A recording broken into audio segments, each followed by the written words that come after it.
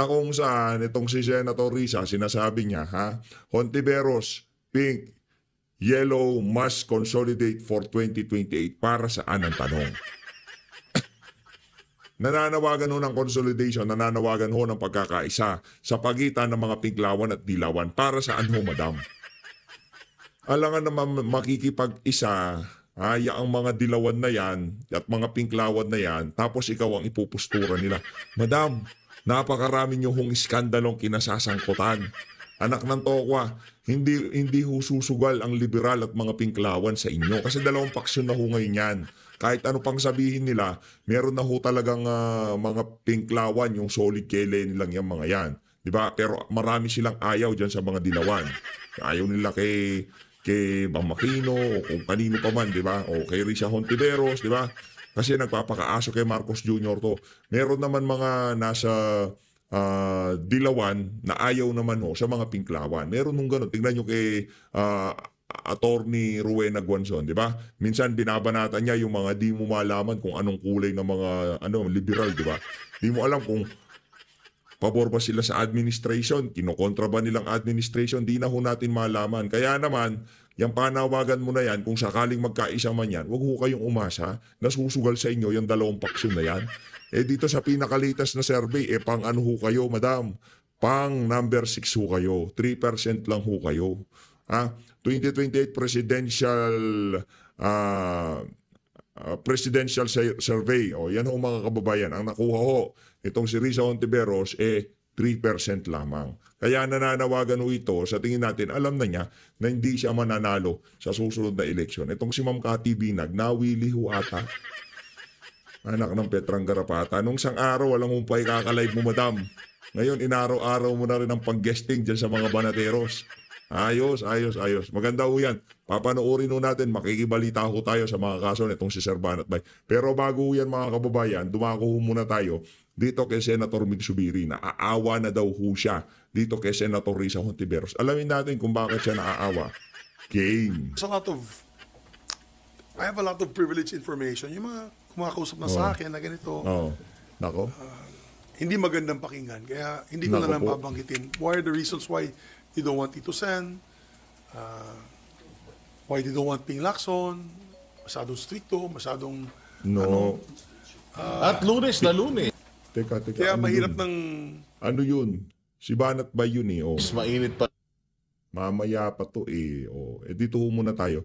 Hindi yung hindi yung kay ang tawag dito kay Ping Lacson, hindi dahil stricto. Si Ping Lacson trapo kaya ayaw ng mga kasama nyo. O ayaw kay Soto dahil umaasta siyang congressman kahit na senador na siya. Yun ang dahilan ko talaga, oo. Magsalita kasi ayaw ko naman maipit yung mga nagkikwento sa akin ito. It's more of accommodation. I think many of them were given the best committees that this Senate can be offered. Obviously, our selling point with our group is to be able to repair the image of the Senate. And therefore, we want to make it more transparent, especially dealing with the budget. We want to give the committees to those who are rightfully deserving because of their qualifications. Maybe it's not saleable. It's not saleable to the members of this new 20th Tanggap Congress. Tanggap namin. Ako gusto ko, I started my career as a minority member. I will end my career as a member of the minority. Okay sa akin yun. And then yung group niyo tinatawag na conscience blacks? Well, sabi ni Senator Ping, tinatawag yung conscience block. I call it veterans block. Kasi, to be honest, we don't have naman the monopoly of conscience. Diba? I have members like Congressman Marcoleta or Senator Marcoleta. May conscience din naman yun. So ayoko naman. Teka lang, walang hiya talaga tong si Ping Lacson. Conscience black daw ho. Hindi ba ho kayo nakukonsensya sa mga pinaggagawa ng administrasyon ni Marcos Jr. sa sambayan ng Pilipino? Nakisali pa kayo sa alyansa. Pambihirang conscience Ayoko black. naman, di ba? Ayoko naman sabihin na kami meron sila, wala. Parang Spice Boys yan di ba? Yung kalaban namin nun, Bright Boys. Sabi namin, di naman kami nagpapanggap na bright. Spicy lang. Manghang lang. So ako, I'd rather be known as a veterans block. And because we've seen it all, and we've seen how the Senate at once upon a time was its, of course, peak performance in terms of trust rating with all our kababayans. Sana we can bring it back to that level. Okay, Dindo. Dindo muna. Alam mo, naawa nga ako kay Senator Risa. Naawa talaga. Nako, yan na. Oh. Alam mo, kampanya ng kampanya para sa kanya mga kandidato. Tapos Sabi niya, gagawa siya ng sarili niyang bloke, na independent block. And, ay na yun, mag-isa na lang siya. oh, nasa Kaya, majority. I heard na mag-isa na lang siya. I cannot confirm nor deny this. But, Willing yung i-adapt, sir. of course, she's most welcome to join us. Although, we have a diversion. Walang yatong si Kiko at itong si Bam nung iniwan si Risa Hontiveros. Pambihira tong dalawa na to, oo. Di ba mantakin nyo, walang humpay ang kakakampanya niya dito sa dalawang unggoy na to. Ngayon magtatayo siya na sarili niyang black. Iniwan pa siya nung dalawang tinklawan at dilawan na kinakampanya niya. Mga walang ya talaga, yung mga traidor. Divergent, I'd say, position on some issues. Kasi of course, she's more on the left side. We're more on the conservative side. Many of you know I'm a conservative politician. So, but you know, when it comes to transparency, sama-sama kami. Di ba? When it comes to abuse of authority, dapat sama-sama kami na tumayo. We welcome her to join us. We'll adopt her even if she doesn't want to be adopted. So, 5 ang minority. Well, no, I don't want to answer for her. Ang sa apat lang kami, handa na po kami sa pagiging minority. Okay, Dindo. Sir, nabanggit yun yung leadership style. Kay SP Chisba, hindi ka satisfied, especially sa pag-handle ng impeachment case. Hindi ka ba siya believe sa style ng leadership Hindi niya? lang yan marami pang issues Ako, katulad niyan, yung sa budget, para kay pa ako nag-vice chair. Di ba? Tinanong nila ako kung gusto ako mag-vice chair nung sa budget noong 2025. So, I said, okay, I'll volunteer kasi para naman, wala naman akong committee. Di ba? May committee ako, Economic Affairs. Wala naman akong ginagawa. Alam niyo naman, gusto ko magtrabaho. So, hinandle ko yung sa DOST, Department of Science and Technology.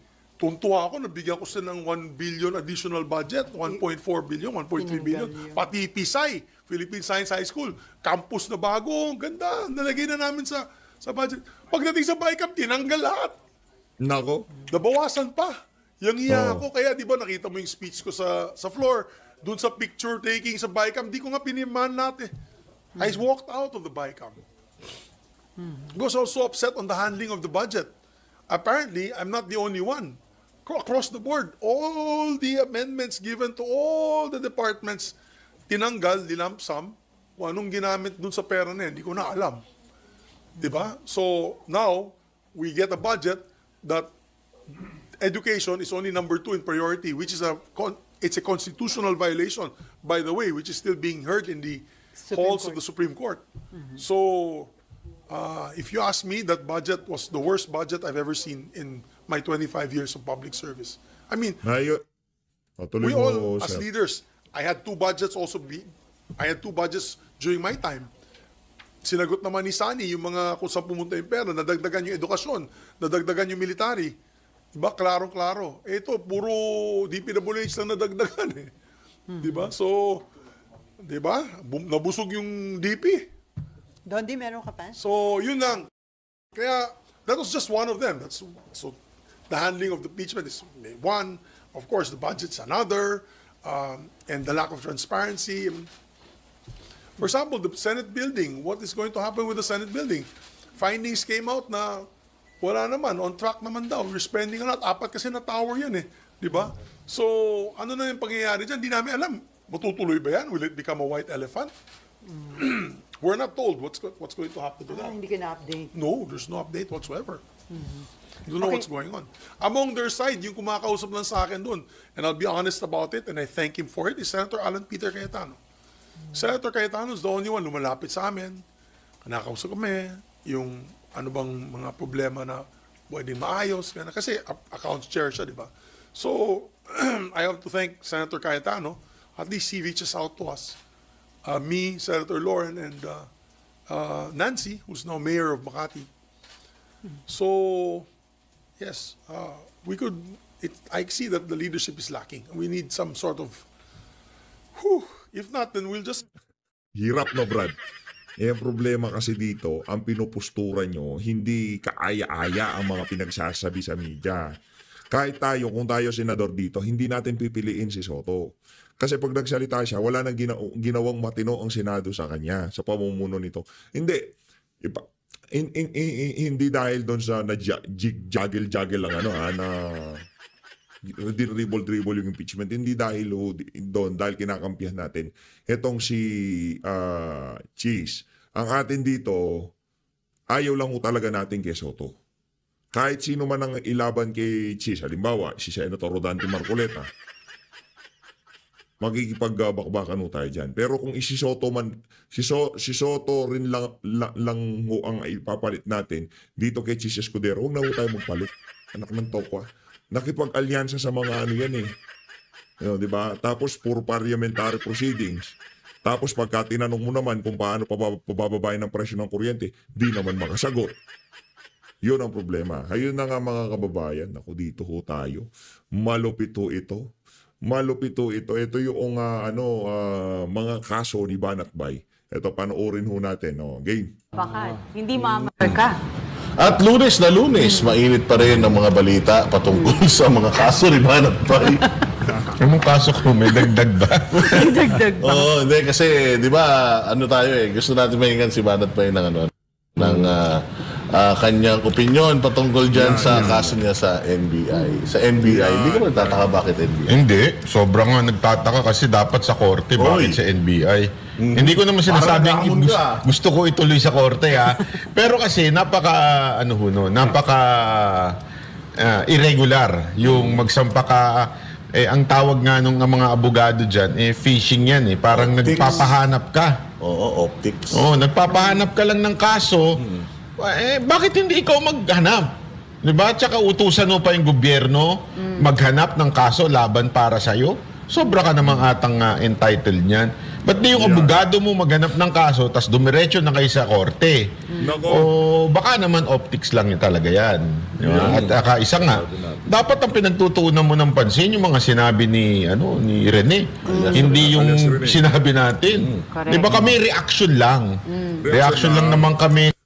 Reaction lang, walang personalan. Ito naman si Risa Hontiveros kasi medyo may pagkawalat si Bugas. Sa mga paratang ni Rene sa'yo, ngayon, sagutin mo na lang sa husgado, mas maganda nga sa Senate hearing.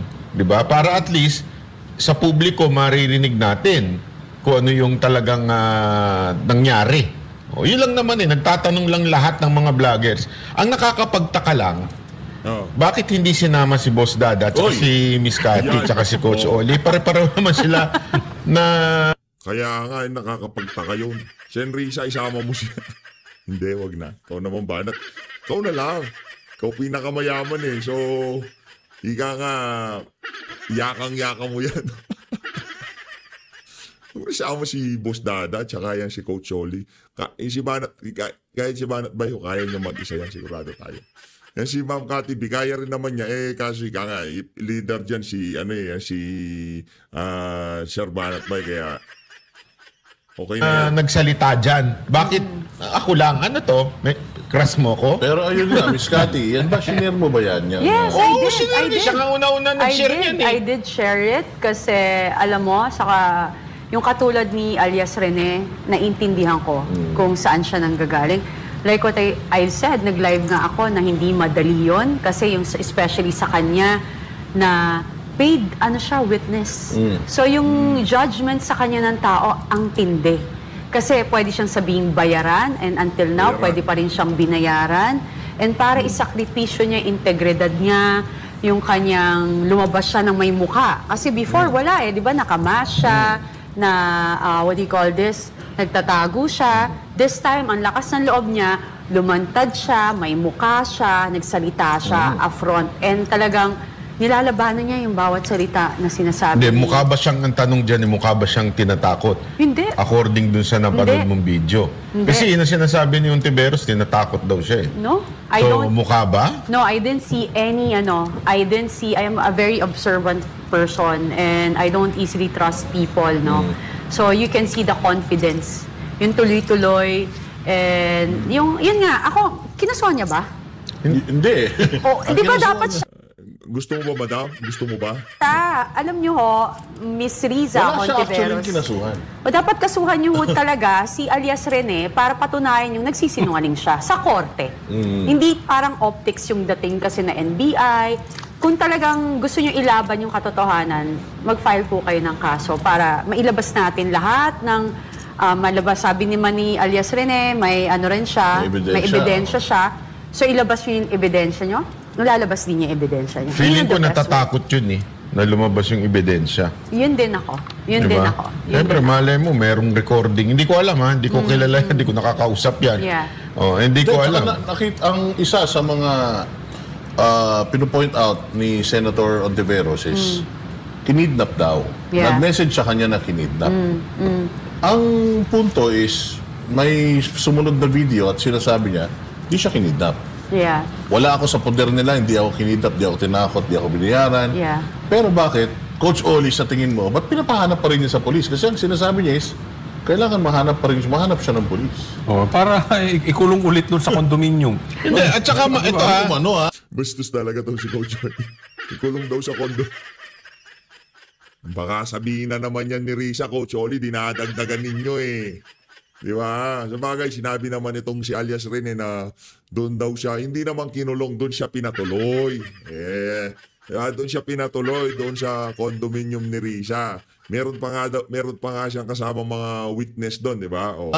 Observe mo Bakit niya sinasabing kinidnap daw siya na nasa Glory Mountain? Oo. Kinidnap O bakit di niyo kunin? Exactly. Hindi nga, Alam pala nilang nandun. Sabi niya, alam niya eh. Hindi, ang sabi niya, kino-ordinate niya sa Davao Police, kaya nagpunta doon sa Davao Police sa Glory Mountain. Kaya nga yun nga, para wala na siyang maraming sinasabi, the only way mapapalitaw mo yan, ang tingin ko, kasuhan mo, then you meet each other in court. Yun yung yan yung proper, pinakamaganda. yun yung pinaka-best. Pero sa And tingin for mo, you to bakit prove- hindi sa korte? Bakit nga kasi sa NBI? Ano sa tingin mo? Optics lang. Yun nga, sa akin, to gain traction. Kasi, okay, simple. Ang hindi ko rin maintindihan dito, pag sila yung bumabanat, like, simple, wag na tayong lumayo. Kay PRRD, sa mga Duterte, di ba, and all, banat sila, ang saya, di ba? Pag sila yung binanatan, or sila yung may ganyan na may lumabas, grabe, sensitive, di ba? Yan nga yung sinabi ni Pulong na nireaksyonan niya. Yan ang latest ngayon eh. Crybaby. Oo, crybaby. Tapos sinabi ni Ontiveros, ako pa ang crybaby, 6 na taon akong bumabatikos kay Pangulong Duterte, wala namang hindi naman daw siya nagka-crybaby. Ito nga ang nasilip ko doon sa statement niyang yun eh. 6 na taong ka na kinikriticize ng mga Duterte supporter nung panahon ni Pangulong Duterte. Si Pangulong Duterte pa nakaupo nun. Hindi ka nag-react, hindi ka nagdemanda. Ngayon ka lang nag-react ng ganyan. Bakit? Oo, Correct. totoo yan. Ang dami ng batiko sa kanya. Di ba? Hindi lang naman ito yung unang pagkakataon na nasangkot siya dito. Madami pa ding mga isinasangkot siya previously. Pero bakit dito? Mainit na mainit siya. And banat ba, ikaw na rin ang nagsabi, meron siyang batas na isinusulong 2 years ago na decriminalizing libel and cyber libel. Yes. Pero bakit Nakalimutan niya yun. parang parang pagkapabor sa kanila decriminalize ang libel. Pero pag di na pabor sa kanila, sampahan ng libel. Double standard, no? Kaya nga simple lang yan, parang ganito yan eh. Kunwari, ikaw ay taong hindi naniniwala sa kulam. Di ba? Gusto mo ipaban ng kulam sa Pilipinas. Nako, ban na yung kulam. Pero nung meron ka ng kaaway, pinakulam mo. Anong klaseng kahipokritohan meron ka, Ontiveros? Di ba? Yun lang, simpleng-simpleng napaka-hipokrito mo. Sana kung wala kang ganyan, matiintindihan ko pa, pero yung gusto mong tanggalin o ma-decriminalize ang libel, ibig sabihin, you know that libel is being used Weaponized. and weaponized against people. Diba? Alam mo yun. Pero ginamit mo rin yun. Diba? So anong klaseng meron ka? Tsaka Hypocrisy. yung cellphone. Total, nagpunta na siya sa NBI di ba? Dapat, imbestigahan nyo, ito yung message sa akin. Yeah. Di ba, kung confident ka, dapat pinaano mo na yon. Andiyan ka na eh. Pero sino ba may kasalanan ng lahat na ito? Si Risa. Sa lahat. Siya nag-start yan. Sino ba nagsingit sa taong ito? Yeah. Nagpakilala sa taong ito? Hindi ba siya naman? So bakit ngayon nagagalit siya na at saka ang initial na parang muscle memory sa kanya yun eh. Ang initial na naisip niya kagad is binayaran niya. Kasi bakit yun ang unang-una mong iisip? Gawain niya. Yeah. Ako, alam mo, I wish that all our leaders in Congress, whoever is sitting in the government, will really serve the people and our nation. Kasi, nung Hindi kasi... Sabi mo world peace. World peace, no? World Hindi peace, kasi yeah. ganito, di ba? Pag tumakbo ka or umupo ka dyan sa pwestong inuupuan mo, ang iyong loyalty dapat is nasa mamamayang Pilipino at sa bayan natin. Ang problema kasi, pag nagka-campaign, ganun ang pangako. Pag nakaupo na, nakakalimutan nila, ang naglagay sa kanila sa posisyon ay ang tao, ang mamamayang Pilipino. Tapos tayo pa yung tatakutin, nagpa-power trip. Second to that, ayoko na may politician na yung, ay, kaibigan ko yan. Hindi ko yan pwedeng kantiin or hindi ko pwedeng i-correct, nakakahiya. Magkakasama kami dito, kunwari sa Congress or sa Senate, magkakakampi kami. Wala ho dapat kayong kakampi dyan sa loob, rather lang, ang loyalty po dapat sana ninyo ay sa mamamayang Pilipino. So how I wish, sino man ho ang hawak ng Ethics Committee sa Senate, pag-usapan ho natin to nang mai-correct po ito ng tama. Kung sino man may problema sa gobyernong mga politician or government official na nakaupo na may problema, ayusin ho natin. Hindi naman ho ibig sabihin na pag pinatawag nyo, guilty na. Diba? They can justify and defend themselves publicly also. Tsaka hinahamon siya nung bata Yes. na haharapin kita at sukang-suka na ako sa'yo. Para lang maintindihan itong mga netizens, itong mga nanonood ngayon na talaga namang gigil na gigil. Yeah. Sa palagay ko, kaya hindi i-final ito sa korte.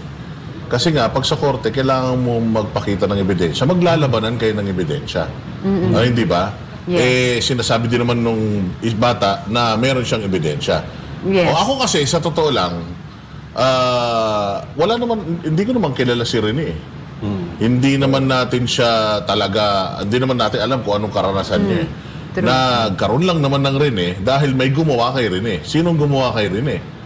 Di ba? Si Senator Ontiveros, ginawa niyang testigo. Sabi nga natin, ang nature ng ahas, manuklaw. So kung nakuha mo sa masama itong testimonyo nitong testigo niya, hindi malayang bumaliktad dyan sa kanya. Biblical yan. What you sow, you reap din. Diba? Kung ano yung tinanim mo, yan ang aanihin mo. Kung mabuti, maganda. Kung masama, yun din. Tsaka palagay ko bumibili ng oras to si Risa eh. Siyempre sa NBI Naku, may alam ako dyan. maglalabas ng ebidensya. So for the meantime, titingnan niya kung gaano kalalim yung tama. Kasi naalala nyo, nung lumabas to si alias Rene, it took her mga ilang days bago mag-react. At least mga Friday. Di ba? So tinitingnan nila, siguro nag-usap-usap muna yung abogado nila, gaano na ba kalalim to, ano bang hawak na ebidensya ni alias Rene, anong strategy natin. So yun na, siguro pag-usapan nila NBI, then doon makikita nila, mag-gauge nila hanggang saan itong lalim nung tama. Correct. Nitong si alias Rene, then doon sila magre-react. Pero ako sa tingin ko lang, malalim to. Hindi naman itataya ni alias Rene yung buhay niya, lalabas siya nang wala siyang hawak na ebidensya. Gaya ng sabi niya, siya ay nilagay doon sa condominium ni Risa. So sa tingin mo, walang video yan dyan? Ako, Sa tingin ko lang, ha? May alam ako dyan eh. Pero nanggaling lang kay Dada, kaya siya na makikwento. Ano yun? Witness. Witness. Hindi. Nalost ako nung pansamantala. Yung Ano ba speaking to? of witness, yung dalawang witness. Kay Risa pa ba to dun sa bahay ni PRRD? Hindi ako prepared. Iba natin. Meron kasing balita na sa Davao. Yan. Galing sa iyan, di galing sa akin. Kwento mo na. Meron daw di umanong nangangalap ng mga iba pang titistigo. Ay, oo. Yes. Kaya mag-iingat kayo. Hindi, ito panawagan lang. Doon sa mga posibleng, posibleng, hindi natin sinasabing nangyayari, posibleng maalok ng Yes. pabuya o kung anuman, pangakong budol na magandang buhay, hindi yung panghabang panahon. Sisirain niyo yung buhay nyo kapag nagsinungaling kayo at nagpabayad kayo para sa kasinungalingan. Hindi na kayo makakatakas yan. Lalo na kapag sumumpa na kayo sa harap ng korte na kayo'y magsasabi ng totoo at pawang katotohanan lamang. Kasi sa history ng Pilipinas, lahat ng mga whistleblowers, sa umpisa sikat yan. Sa umpisa protektado yan. Pero sa kalaunan, kasi ang mga kaso sa Pilipinas, ang hahaba niyan. Hindi nila kayo kayang isustain. Lalong-lalo na, hindi naman sila habang buhay na nasa kapangyarihan. Correct. So pag wala na sila sa kapangyarihan, Yes. wala na rin kayong proteksyon, wala na. Pinaliit nyo lang yung mundo ninyo at yung posibilidad dahil nga magsisinungaling kayo, susumpa kayo sa kasinungalingan, wala. Lahat naman kasi ng kasinungalingan, mabibisto yan talaga. Agree. Tsaka hindi sa hindi sa pagbibintang yung possibilities lang. Halimbawa nga lang, di ba? Binibili kayo para kayo mag-testify, magsinungaling. Yeah. Tingnan nyo na lang yung sitwasyon ngayon. Papunta na tayo sa 2028. At nakikita nyo, bababa at bababa yung mga yan. Kung may panahon at gusto nilang tumakbo bilang vice president or president, for sure, hindi kayo tanga. Alam nyo, matatalo yan. Mauuna magsisulundagan. Si Boy Rimulya nga, una nang lulundag. Mauubos yung mga yan. Ang lakas-lakas ng DOJ, pero gusto niyang magpa-appoint sa ombudsman. Gusto na kasi niya nung immunity na yon na 7 years. Ano ka dyan? Uphill climb ka dyan. Sigurado, yung iba nagtatalo na papunta sa Duterte, ikaw bigla kang pumunta dyan, Yeah. pakalaban ng Duterte. Tsaka, yung magkano, 1 million, Coach Oli, ang bilis maubos niya. Yes. Yun na nga, yun nga yung sinasabi natin na talagang sa politics, lahat ay temporary lang, walang permanente. So even kayo, being a politician, pwede lang nila kayong gamitin para sa kanilang pansariling interes. So, ang problema, yung- dadali nila hanggang pagtanda nila yan, pati ng mga anak nila. So, yun, temporary lang din. Hindi, iba to eh. Bakat na nga yun. Hindi, pinag-uusapan natin dito. Baka mamaya temporary lang siya dito. Next week, wala na naman. Intermittent. Once a month nga ito eh. Intermittent fasting. Oo, tuloy. Tari naman, gulo mo. Dada. Totoo naman talaga yan, yung sinasabi ni ano. Basta wag kayong magpapabudol, maganda lang yung mga pangako sa inyo. Yeah. Suportado namin kayo, kaming bahala sa inyo. Flowery words, ang sabi Oo, nga. kaming bahala sa inyo, itatago namin kayo, ganyan-ganyan. O, kita mo, asan na ngayon yung mga whistleblowers noon? It Yes. happened. Nangyari na Nangyayari yan. So, mangyayari ulit yan. Kung Kay Garma pa nga lang ho, di ba? Tingnan niyo na si Garma, nasa siya ngayon. Kasi alam niya, puro kasinungalingan yung pinagsasabi niya sa Twadcom. Nasa si Garma ngayon? Nasa Estados Unidos. Doon siya nagtatago. Nag-apply siya ng asylum. Kasi alam niya, babalikan at babalikan talaga siya dito sa Pilipinas. Doon sa mga pinagsasabi niya kay dating Pangulong Rodrigo Duterte. By the way, ang Garma na yan, di pa tayo tapos. Madam Garma, akala mo, nakalimutan na namin mga pinaggagawa mo dyan sa Twadcom. totoo naman yung mga testimonya ninyo, Yeah. go ahead. Yeah, Lumabas laban. kayo. Pero kung magpapabayad kayo para lang manira ng tao, wala pang nagtagumpay na ganyan. Totoo yan. Totoo yan. I Lalong-lalo believe dito that. sa Pilipinas, hindi na tanga ang mga Pilipino. Wala nagtatagumpay dyan. Yes. Kaya ingat lang ha. Ito'y balita lang yan na meron di umanong Naghahanap. nangangalap o naghahanap. Bigyan ko lang din ng komentaryo yung sinabi na kinidnap daw itong si Hindi, Coach Alias Oli. Rene. Di Ng ba? Glory Mountain. Ilang nila- beses na tayo nagpunta dyan. Takang-taka talaga ako dun sa nag-text sa Glory Mountain. Ako kasi Pero lahat naman ng nakikita kong nakikidnap, nakatali kamay, walang cellphone yan. Yes. Sigurado Yes. para Yun nga makakapag- sinasabi. Yes. Parang Yes, binigyan ka, ay, kinidnap ka, bigyan kita Mali yung cellphone. statement na yun. Oh, Hindi, diba? tsaka Coach Oli, alam mo kung saan ka dadalhin? Yeah. Kinidnap ka? At saka kung ikaw, halimbawa, dadalhin mo yung kinidnap mo sa bahay mo? Correct. Hindi. Halata. Kabisado niya yun eh. Kabisado niya yung lugar na yun. Diba? Pero ang alam mo, ang isa Hindi, pang... hindi, ano lang to ha?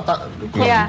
Tinatanong lang natin. kung- Analyzing. Hindi, this, kaya nga alam mo, yung mga ibang issue, parang diversion na nagaganap. exactly. Ang focus talaga dapat dito ay si Ontiveros. Di ba? yeah. Pag-usapan natin yung kay Ontiveros, pero bago tayo tumuloy dyan, mag-usap muna tayo ng ibang mga issue pa. Okay. Okay? Kung bakit hinipin Ayun na nga mga kababayan, no? Ibang issue na pag-uusapan nila. Nakita na natin si Ma'am Cathy B, si Sir Banat Bayat, itong si Coach, ay Boss Dada.